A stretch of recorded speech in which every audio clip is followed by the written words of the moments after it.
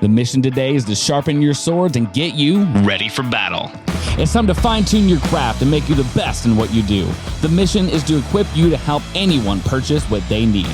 We'll share the best advice from the best in their industry. You'll be listening to a conversation you wish you had with the mentors you wish you had. Take what makes sense to you and makes you better in your career. You guys, Bruce Lee said it best. Absorb what is useful and discard what is not. Welcome to the Commission Mission, y'all. My name is Eric Drace. Hey everybody, I'm Micah Henderson, and we have an amazing guest with us today. We got Drewbie Wilson, Vice President over at Apex Academy. Awesome father, husband, sold everything, that I think we can both relate, going from different sales jobs, author, and he's coming to us today to give us a little bit of the wisdom that he's picked up over the years. How you doing today, Drewbie? Hey man, I am grateful to be here. I appreciate the opportunity. It's funny, we were chit-chatting a little bit before we jumped on, and I sure as heck have sold a whole lot of different stuff. And we definitely tend to have kind of a similar background, you and I, as far as the different things we've gotten into. So very excited to be on this call with y'all. Yeah, it's fun to think about all the different sales jobs and weird experiences and weird customers and all the knowledge that you learn the hard way along the way before you start figuring things out and things clicking in your head a little bit more. I've sold everything from knives to cars to I've had a good time doing it, but some of those sales careers weren't as successful as I would have liked, or I guess I'd still be doing them. And then I'd have some 9-to-5s in between to kind of make up for not being as successful early on, selling different things. But I wouldn't have it any other way, and everything happened the way that happened for us to be exactly where we're at. Definitely. Yeah, man. I love that. And I think, what's interesting about getting into sales is, and I might butcher this quote, but somebody told me it's the personal development plan with a commission plan attached to it. Yeah. The better you get as a person, the more money you make, right? So if you're on a mission to make commissions, you just got to work on yourself and everything starts running alongside of it. Yeah. And just read your book. Crushing the Day was, and it's not, it was kind of a fun read, and it wasn't, it was very insightful, and I'm sure everybody, but I kept on plucking little things out of it that I was like, yes, that definitely applies to me. Blocking your beautiful mouth. Yeah. I'm the pretty face. That's all I'm really here for. But makeup. The one thing that I really liked about you working at the cigar shop was all the little bits of knowledge that you got from everybody there. And you said that they were from, one from a factory worker to a multimillionaire, and everybody was just sitting around and talking, and you were able to be there. And as I was reading that, I was just like everybody does, applying that to myself, right, in my life. And, I was thinking that all those patrons are just like this show's guests, right, that you are just like the viewer, and I'm just trying to interpret that in between, to ask the right questions, to get the right bits of gold out to the up-and-coming entrepreneur and salesman. But I really like that. There was a lot of just words that really jumped out at me as I was reading it, in between. One thing that stood out to me for sure was like what I got from your story, because you and I have very similar backgrounds too, where I was like a jack of all trades. So I just kind of went through insurance, a real estate wholesaler, detail cars, restaurants, you name it. I went through every type of retail sales that you can think of. And what I got from your story that was so, it kind of took me back for a little bit, was it really doesn't matter where you start. Whatever level you think you're starting at, as long as you start taking those steps towards what you want, it's going to show up in a bunch of different ways. And so it's just keeping on taking those steps towards your goal, towards what your dreams, and walking through whatever fears that now instance is providing, because what you want is right on the other side of that. And I got a lot of that out of your book, and it was really neat to have a parallel in my own experience too as well. Yeah. No, I appreciate that, man. And that's kind of why I wrote the book, right? Because I think a lot of people want to go on that journey, right? Whether you're in a 9-to-5 or you're still kind of trying to figure out what your purpose is or your calling in life. I think a lot of people struggle with like imposter syndrome or being afraid to take that next step. And like, I really just wanted to share that, you know, at the end of the day, I've had the pleasure of meeting thousands of successful entrepreneurs and business owners, and they all tell me the same thing. Like, they're all still scared. None of them know exactly what's going on. They're still just trying to figure it out. What they've done is they've basically mastered the ability to be disciplined and just keep moving forward, even when they don't understand something. Instead of letting it be like a huge roadblock in their life, they look at it as an opportunity to learn, right? That's why we talk about the personal development. Because if you're facing a struggle, hey, I don't know how to do this, I don't understand it. If you educate yourself on it, at least enough to be dangerous, either you learn, hey, this is a job I need to hire an expert at, or B, hey, man, I can figure a lot more stuff out than I give myself credit for. And I think that's the piece that really was important for me for people to get from the book, is that like, hey, you can be anyone from anywhere. If you get an opportunity and you put the hard work in, you will be successful with it. And be comfortable being uncomfortable. You know, that sometimes something doesn't come easy and click right away, and you have to put yourself out there. But I also like that if it's too uncomfortable, outsource it. You know, that is because leveraging other people's time. I don't think enough people take advantage of that. They're afraid to ask what they think is help. They're afraid to put themselves out there. They're afraid to share what they actually desire and they can't have because they feel like it's some kind of reflection or statement about themselves and their position at that time. And so, but by putting people, what I've learned in business is people actually truly generally like to help you. They really do. Now, that doesn't mean that they like to support you and do the things for you, but they love to help you. And so if you show motivation and someone gives you advice and you take those steps towards it and achieve some kind of success through that, the next time you go ask that person for help, they're going to be so excited because they love to see results, and people love to see the results in the advice that they give. You know, they like to see it helping people. And so we tend to hold ourselves back, I think, in that area and not leverage other people's time as much and effectively as we could. You know, one of the things that really helped me on my journey of entrepreneurship and personal development, right, was understanding the value of time. I say, like, I'm in sales, and one of my favorite sales lines is, hey, money is pretty easy to make, right? At this point, we all know we can go out and make more money. It may not be what you want to make just yet, but we can all go make more money. Time and energy are the two finite resources that we have, right? We only have so much energy we can give every day, and literally we all get the exact same 24 hours. So if you want to be able to move yourself to that next level of success, and success being a perspective, right? What I see as success can be totally different than what you see. It doesn't matter. Whatever you see as success, there's still only so much time to make that happen. So at some point, every successful person has to go through a period of saying, well, what am I investing my time doing? And there are points where you reach, it's like, hey, this is like a $10 an hour job. And it's not to say that there's anything wrong with a $10 an hour job. It's an important task. It's integral to the overall growth of a company, but it may not be your best use of your time at this point. So what better way to help others than to create opportunity and say, hey, I'm going to teach you this skill so that if you weren't already making this, here's how you can make $10 an hour or $20 an hour, right? Whatever you deem that task's value. And then you give someone an opportunity and you coach them and you teach them and you show them how to get better and better. And then as you grow, right, you start focusing on the $100 an hour or $1,000 an hour tasks, and you're delegating these $20 and $50 an hour tasks, and you're creating opportunity and you're creating growth. Well, as these people get better, what's going to happen for you? You're spending more time getting better too. So you make more money, which creates more opportunity. And it's the law of reciprocity, right? Like as you're putting that out there, it starts coming back in folds. And you're helping people shortcut pitfalls, you know, because success leaves clues.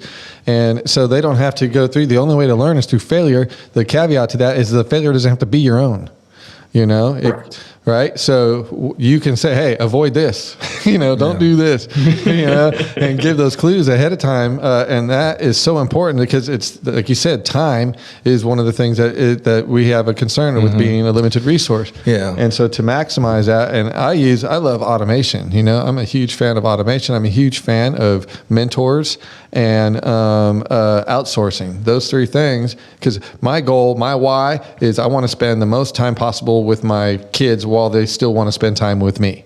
So on the subject of time and energy, and I was thinking about this just the other day with my kids that,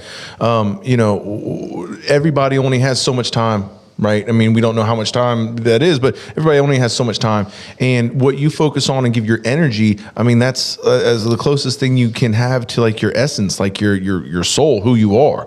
And that's so important where you focus your time and you're so intentional with what you do because you only have so much time. Something you might be able to help people out with is how to be more efficient with your time and how to get more done out of less time.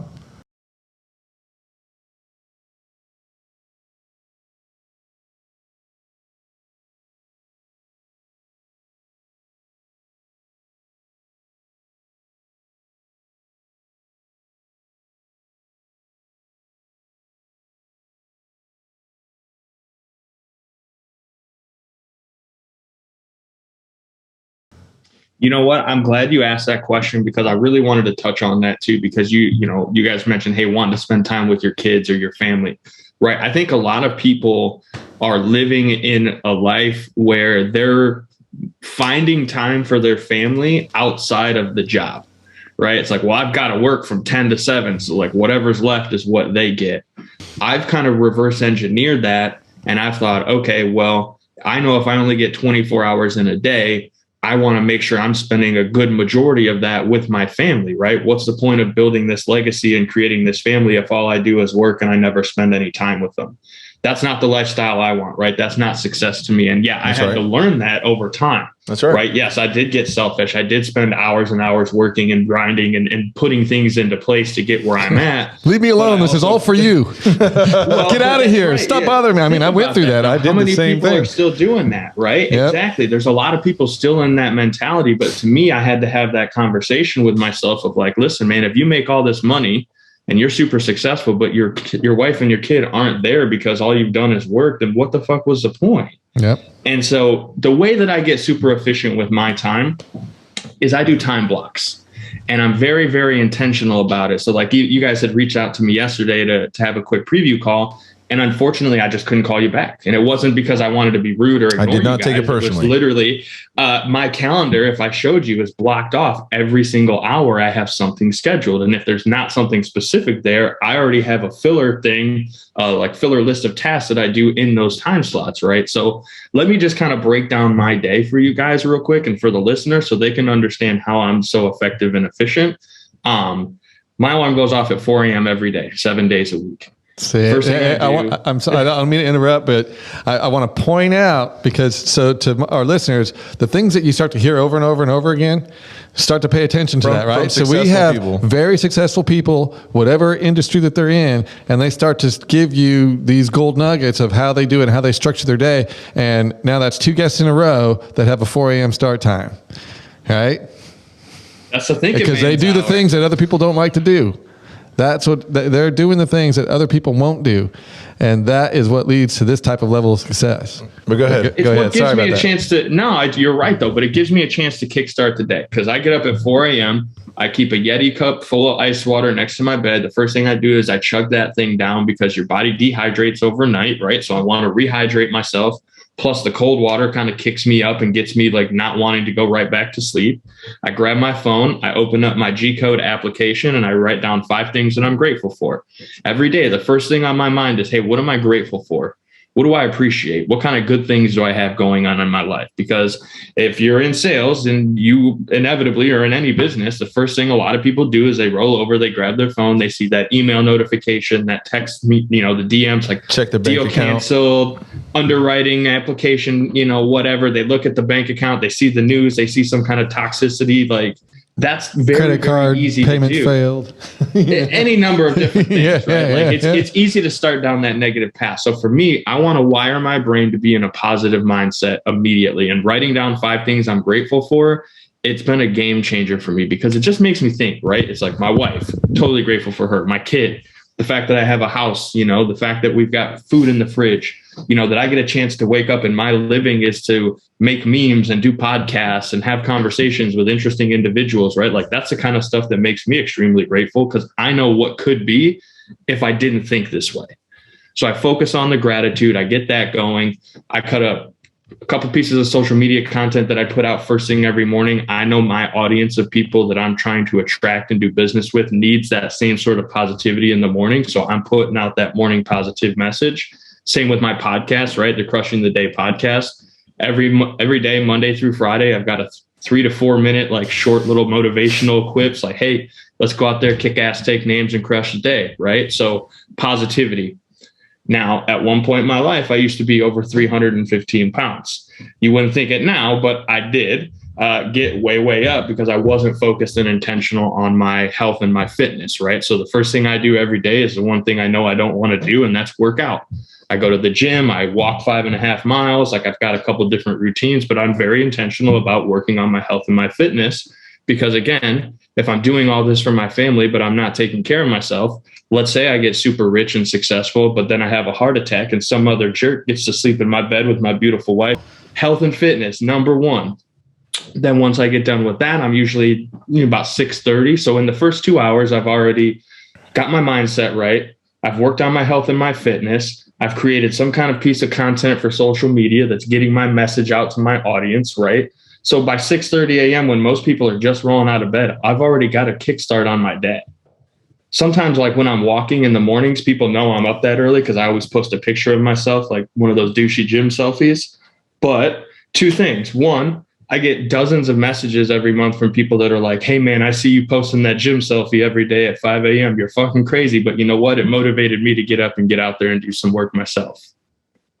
Or 2, people message me at 5 a.m. because they're up in the morning and they need to know, like, they want to do something and make a change in their life. So they're hitting me up to make sales at 5 in the morning. I've closed hundreds of thousands of dollars before 6 a.m. in the morning. Are you calling a future time zone? Or, I mean, are you in California? Are you calling Europe? Dude, I do everything in the DM. So like 80 to 90% of my sales happen in direct messages, text, Facebook Messenger, stuff like that. Oh, wow. So like people will literally DM me at 5:30 in the morning and be like, hey, bro, I know you're out walking. I want to talk to you about your Apex program. Can you break it down for me? Tell me what this is about, that is about. And I think I want to kind of expand on this really quick because especially parents out there, we try and teach our kids by telling them all the time, don't do this, don't do this, don't do this. But they don't do what we tell them. They do what we do. And and so you're leading by example. You're showing and you're putting yourself at, hey, this is my schedule. This is what I do. And you're putting it out there for people to see. You're being genuine and true to yourself and saying, hey, this is what I do to get it done in my life.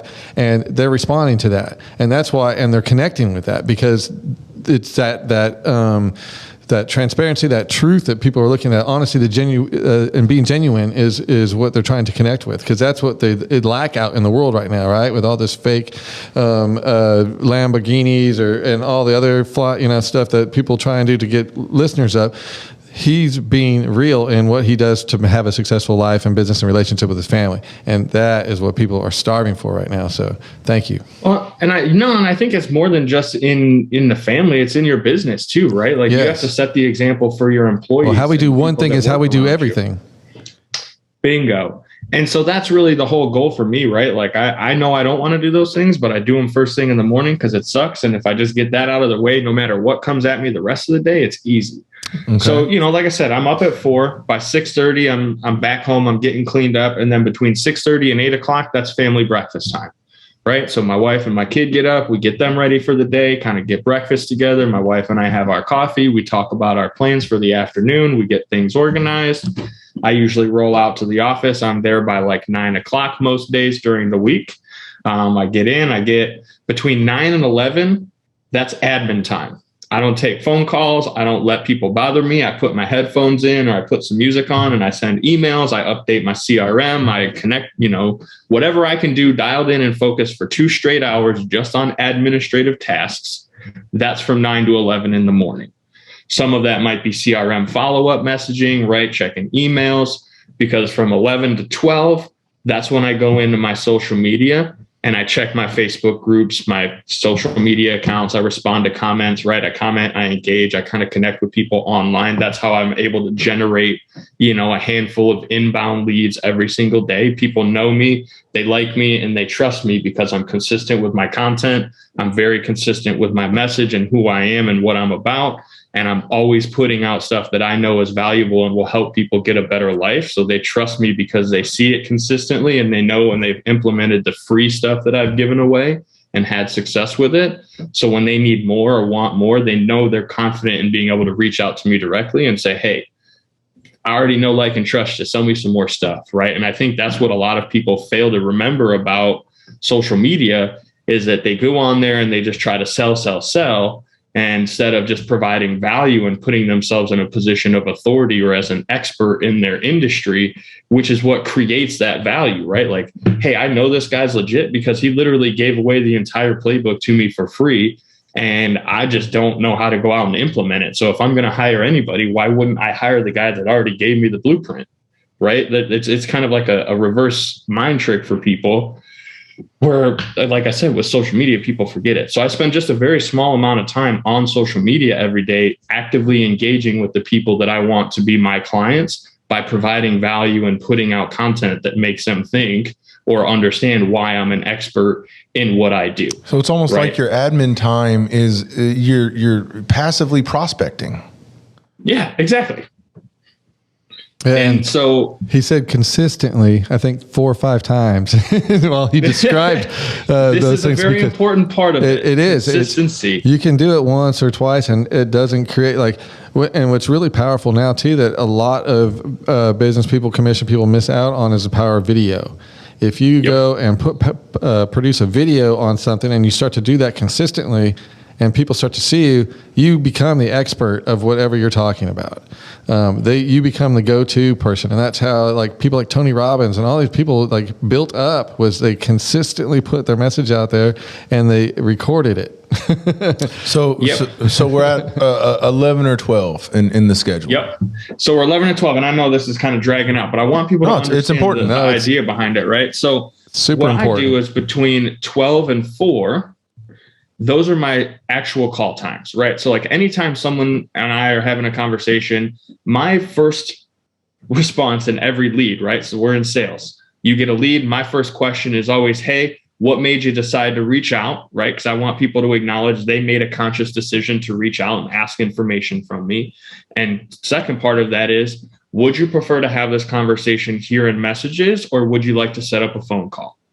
Because I know with lead generation and sales, especially, people are they got their guard up, right? They're like, I know I'm getting sold on something. I signed up for this thing. I got these people calling me now, whatever. So I want people to feel comfortable having the conversation where they're comfortable. And since I work with a lot of entrepreneurs and small business owners, I recognize the value of their time, right? The same way I have respect for my time, they have respect for theirs. So if they want to have a conversation in messages, email, text, DM, doesn't matter. I'm totally fine with that. And I will have the entire conversation right there with them. If they would want to get on a phone call, however, my response is, yes, I would love to have a phone call. Here is a link to my personal calendar so that you can book a time that will work best for you so we aren't chasing each other around. That's even better. That's exactly what I do with my real estate business. It's what I call it is giving them a step, right? So you can weed out tire kickers by giving someone a step to take, a very easy step, you give them the link, right? All I do is click on the link and schedule the call, and boom, the call happens. But the people that don't take that call or take that step, tire kickers, they're not your client in that moment, possibly. They could be down the line. But you know what else I love is you gave them a choice of when the conversation or how the conversation was going to happen, but with the assumption that the conversation's happening, and you're basically leading them to a yes. Conversation, right? You're leading them to a yes, right? So you're having the conversation, but it's just important for people that are especially starting out to word things like that, because a lot of salespeople will say, "Hey, can I call you? Are you free right now? Can I call you right now?" And so you're putting pressure on them. Maybe it's not a phone call that they prefer how to talk to you. Maybe it is messaging or email or whatever it may be, or maybe they're at work right now and they can't have a call. So by giving them a choice, but towards a yes. So they're going to tell you, it's like giving them a, hey, would you like to talk at 11:30 or 3? It's better than that. That's old school, is saying, hey, is Monday at 9 or is Thursday at 4 better for you? Right. That's, kicking it up a notch, using technology to say, hey, I'm being real with you. These are my times that are available. You pick whichever one you want. Yep. Yeah, I think that's one of the things that I've found creates a level of trust, right? Like, because I can tell you an appointment time, but then 90% of the time when I call you at that point, you're going to not be available. You're like, oh, well, this thing came up because it wasn't a priority to you, right? Like, I gave you a forced time to take the next step. My thought is, if you want to have a call, I want to be able to give you my full 20 to 30 minutes of attention, right? And again, I live and die by the calendar. I could show you guys, like, I'm going to do it on the video. So if anybody does get to see the video. And while he's pulling this up, this is a practice I put into place this year with my business, or 2 years ago with my business. And so you can see it's crazy. Yep. But it's completely booked out. But those looks times, like you're losing, but when you want your time, and he's not a slave to that calendar is a slave to him, because he blocks time accordingly. And then, like, he knows what's going on at certain times. And then he, like he says, I got filler ends for this. So, like, for me, I know that I want to spend this amount of time with my family every day, or in the mornings, or on this particular day. Hey, this Saturday, this is the day that we all do this together, kind of thing. And I could block that out in the future, so I don't have to worry about any clients scheduling appointments with me during those times. But yeah. Well, and there's somebody that's listening to this right now that's like, oh, I can't just put everything on my calendar. Like, I do everything by the seat of my pants, and I don't want to be tied down and have to be here or there at this time or that time. Like, people don't understand that there is true freedom in having discipline over your time, right? Instead of you trying to catch up with the world, like, you literally tell the world what you're going to do when you're going to do it. Yes. This is how I respect my time. This is what I do in this time. And when you start having ownership of your time and respecting it, like, accordingly, other people will respect it, right? You won't get people that want to drag you to 19 different houses, because you'll tell them, listen, based on the market, based on my expertise in this industry, we're going to have the chance to look at maybe 4 houses today, and we're going to probably want to put an offer in on one of them. Otherwise, we're not going to be able to get it. So let's just go into this with proper expectations and not waste anyone's time or get anyone's hopes up on something that's not going to be a possibility. Does that sound fair to you guys? So that's awesome. Really spelling things out for people, and that's the way they want it. But there are a lot of keywords that we went over today. Such as discipline, but there was other things while I was reading the book that was really jumping out at me, like responsibility, like relationships, opportunity, a coach. I mean, I before the. And I do want to talk about Apex and mentors and just the ability to use that. Expectations, everything like that are all really important. But I do want to get to the end of your schedule, because I think it's important. No, I appreciate it. And I'll kind of rush through the end here. So basically, I shut my day down at 4:00. Monday through Friday, right? I shut down. I'm basically at the office by 9. I shut down by 4:00. I'm out the door. I'm home at 5, and then between 5 and 8, that's family time, right? We do family dinner every night. My son's in karate. We go on family walks. We work out together, right? We do things together as a family. I put my son down around 8:30 at night. Same. I have an hour there with my family or with my wife, right? We talk about our days. We talk about the plans for tomorrow. We set everything in place. And then I'm asleep or in bed by 10 o'clock every night. Because I know that you're waking up at 4. At 4 o'clock, whether I like it or not, right? Like, I swear, it seems like I am looking at the disciplined me. right now. Like, somebody give me a hat. Somebody give me a hat. Is anybody else seeing this? But, I am somewhere in between as far as living by the seat of my pants and having that schedule. I do have a schedule. It doesn't look quite like yours. Like, yours looks like you're losing at Tetris, just the way it's set up. But, I don't have the discipline that everybody has room to work on. But, you said, during that time, you put on your headphones, you don't let anybody bother you. If I get that call back from that high net worth client during that time, I don't let it go. I answer it and say, hey, thanks for calling back, or how can I help you, or are you ready to come in? You ready to sign on the dotted line? So I'm somewhere in between, and I'm learning right alongside all of our viewers. I'm asking the questions I hope that they would be asking. But here's the way I look at that, though, and then I'll let you. I don't mean to interrupt you, but no, please do. Here's the way I look at that. If they're a high net worth individual, then they understand and respect the value of time. Yep. So if they're calling and I send a text message, hey, I'm in a meeting, I'll be sure to call you at 11:30 or 11:35 when the meeting is over. Yeah. Can you be available? Right? Because then they're going to understand, well, hey, he's in a meeting. Like, obviously he took the time out of that meeting to respond back to me. So there's a level of respect there. But then I'm going to, at my next open block, hey, this is when I'm available to call you. And they should be able to respect it. They're already going to know that, because when I start doing business with them, they're going to see, like, hey, this is how I value my time, and this is the way it works. And he's going to respect my time the same way as he did then. And you don't seem desperate by dropping everything. Here's the thing: if you can answer your phone anytime it rings, does that mean you're busy, or does that mean you ain't got shit to do? Right. Yep. And especially like if you block the time with your kids, what message are you giving them in that moment when you say, I'm hey, pretty this good time is yours, but I need to make this call. I am pretty good about the kids, though, being very intentional and present with them. But we're trying to bring mentors to our viewers, even if it's just 30 minutes from amazing people. Like, was it Gary in the book that you were maybe working at? Yeah, it was Gary. You got a lot from Gary, right? Yeah. Go ahead. I was leading into what you do with Apex in general, and just coaching. Yeah. So, one of the things I kind of learned early on in life, because my dad wasn't around. My mom was a single mom, and she kind of raised me on her own. And there's a whole side story of all the shit that happened with that, which, again, go grab my book on Amazon, Crushing the Day.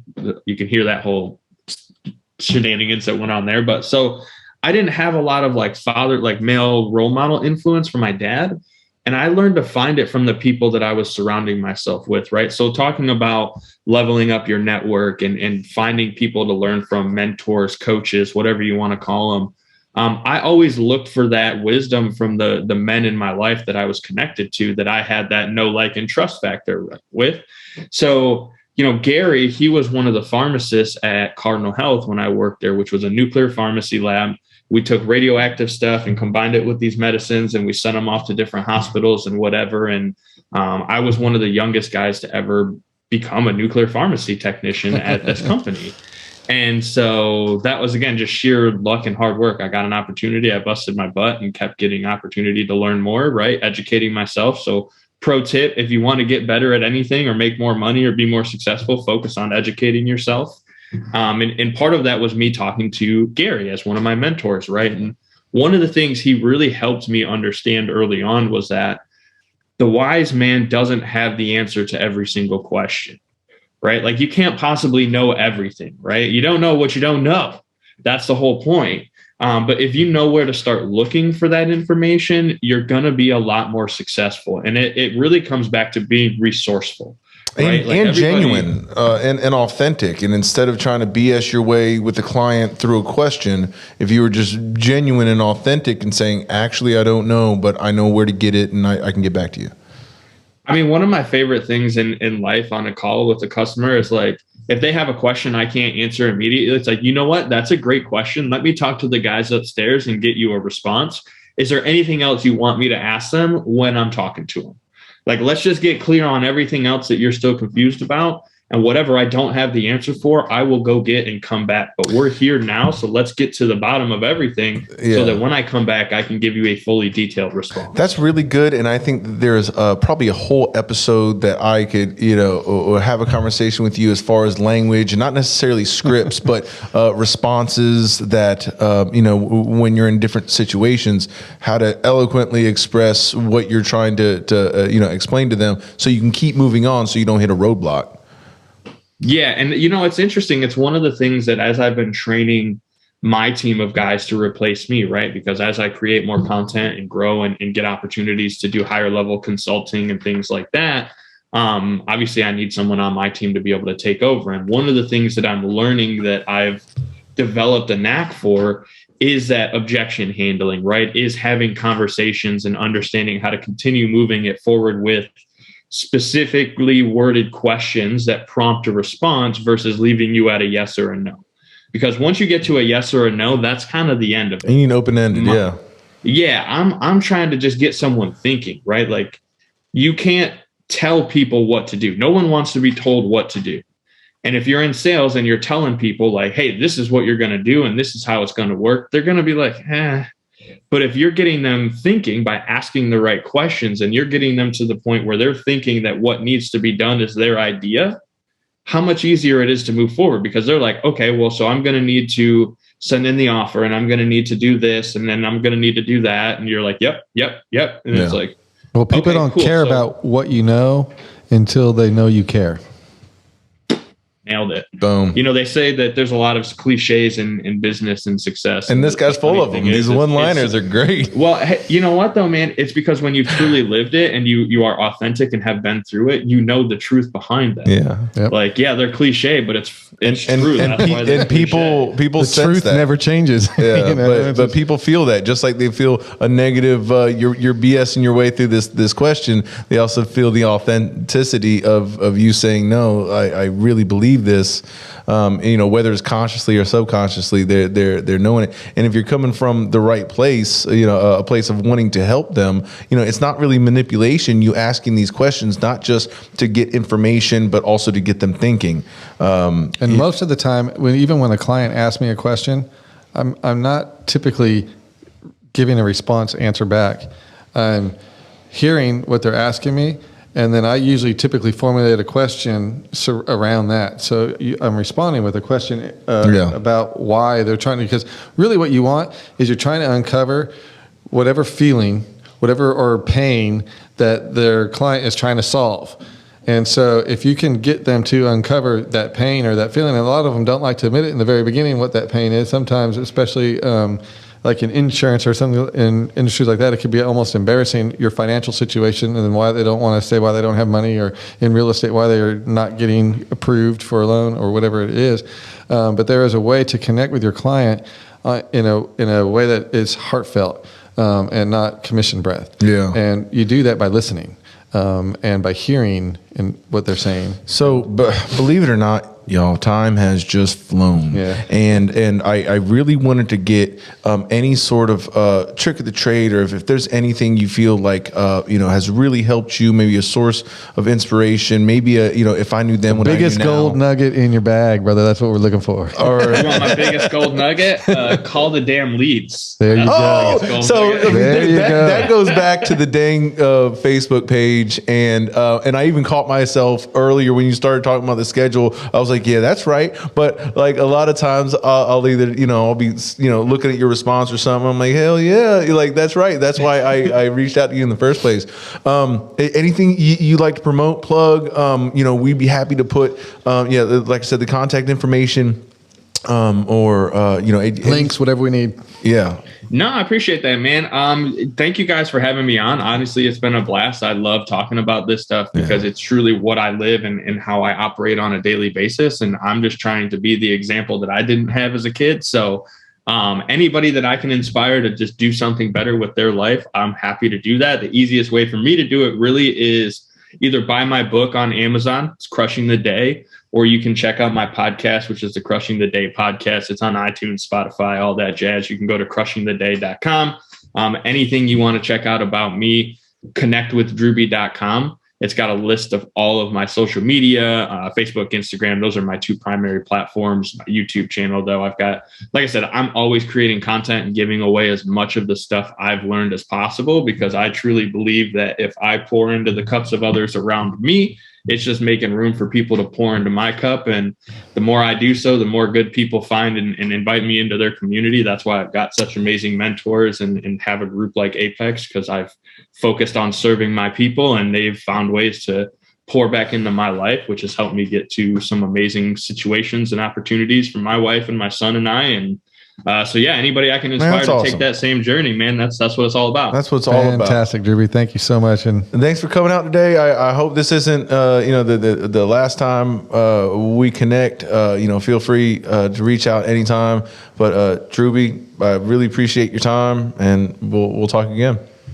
Thanks, fellas. I appreciate you. Thank you. Man, I crushed it again today. Y'all are so lucky to have me on the show. You don't even know. No, well, speaking seriously. of crushing it and helping people crush the day, that was Drewbie Wilson. And, you could tell he's coming from a place of actually caring, that he's willing to give so much for nothing, but because it does always come back around. But, talk about focused. I really wanted him to go through his schedule, and I'm glad he showed what that blocking the time looked like. And even though it seems like it's counterintuitive sometimes to be locked into that schedule, that's really you being in control. Right. You're saying what goes where. Instead of willy-nilly, just, I got to get this done today, done today. So I went that was my path. I started out with an organizer, and it felt like it was controlling my life, and then appointments would show up, and I would just write them in whatever blank spot I had them and fill it up accordingly, right? And it always filled up, and there was always chaos, and there was no flow to it. And then I said, I don't want a calendar. I'm getting rid of it. And so I did that, but then I was double booking, missing appointments. I wasn't always consistent with that. And so then I realized I'm going to own my calendar. And so from this time to this is the time I'm going to wake up. This is the time I'm going to meditate. This is the time I'm going to spend with my family. This is the time that I'll put towards lead generation. And this is the time I'll put towards recruiting. And then as that started to fill up, I realized, hey, automation, there's other people leveraging other people's time. So then I started using VAs when I don't want to do certain remedial tasks, or I will automate with using a CRM to put. So that was just priceless gold nuggets that he gave us today. And, I really like his calendar out. I hate the fact that I'm going to have to set my alarm a little bit earlier now, because I'm starting to hear that 4 a.m. That's the only time I would be able to do it. I have kids jumping on my head at 5:30. And that's consistently. That doesn't matter what is going on. So 4 o'clock is like the magic number. Have you noticed that? Yeah, I noticed that. But the other thing that I'm going to implement, because what's the point in us getting better at what we do if we're not going to implement, the great knowledge that we're getting, is blocking out that time, even if that big whale of a prospect, it finally calls you back, where I would really be like, kind of stop my task to answer that. Well, here's the difference in that moment. It's a difference between scarcity mindset and abundance mindset. So a scarcity mindset, I don't want to lose them by not answering the phone. This is a big way. I got to get this. I got to take care of it. That's a complete fear decision. And so whatever decision you make from fear is always the wrong decision, even if it's the right choice. And every decision that you make from love and abundance is always the right decision, even if it's the wrong choice. And what I mean by that, like, let's say you want a perfect relationship, right? So I drop the perfect person in front of you, and you start this relationship, but you feel that you're not worthy of that relationship. Yes, you made the right choice to get into that relationship, or the right decision to get into that relationship, but it's going to be the wrong choice because your belief system is going to destroy it.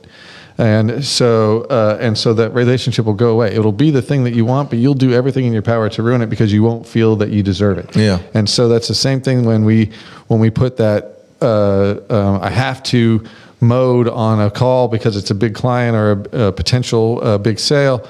We leave abundance mindset that, yes, I'm worthy of it. I deserve this, and I'm in control of the thoughts that are going to create my abundance. And so by doing that and stepping to that, we can make decisions from that place. And like you said, writing that message to them shows you that you value your time, He's obviously a high net worth client. He values his time. Yeah. And if they don't understand, then they're not the right person for you. But it's not a good fit. Well, everybody, take care of people and be genuine. Take care of them.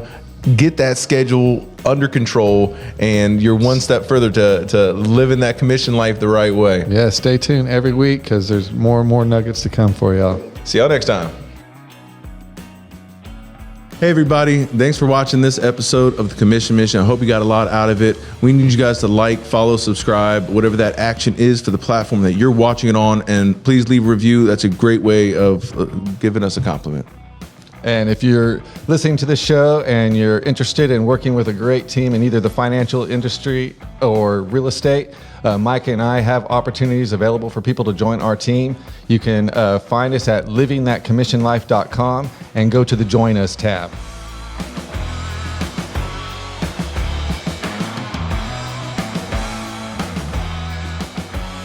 Highland Finance, helping you prepare for life. The profit your business brings in should go to you, not accidents, injuries, and hurricanes.